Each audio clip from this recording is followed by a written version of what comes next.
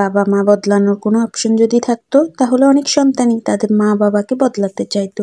কথাটা কঠিন কিন্তু নির্মম সত্যি। বাবা মা ভালো করেই জানে কোন সন্তানের উপর কাঁঠাল ভাঙা সহজ, সংসারে কোন সন্তান স্যাক্রিফাইস করতে জানে। মা বাবার কাছে সব সন্তান সমান, এটা একটা টপ লেভেলের মিথ্যা কথা। আমার কাছে মনে হয় এই কথাটা পৃথিবীর সুন্দর মিথ্যেগুলোর মধ্যে অন্যতম একটা মিথ্যা কথা। এই দেশে বাবা মায়ের কাছে সব সন্তান কখনোই সমান হয় না।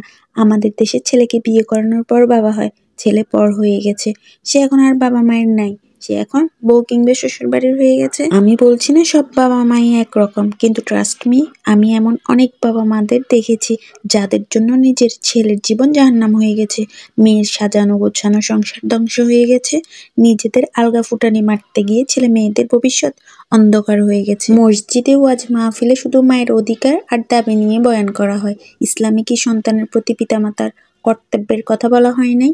সেই বিষয় নিয়ে কয়জন আলাপ করেন, কয়জন মুফতি মাওলানা তাদের ওয়াজে আনেন এই কথা? সব সন্তান খারাপ হয় না, আর বৃদ্ধাশ্রমে যারা থাকে তাদের সবার সন্তানই অমানুষ হয় না। কর্মফল বলেও একটা কথা আছে, এটা আমরা অনেকেই ভুলে যাই। কথায় আছে না, কর্মফল খুবই ভয়ানক, আজ আপনি যা করবেন কাল তাই ফিরে পাবেন।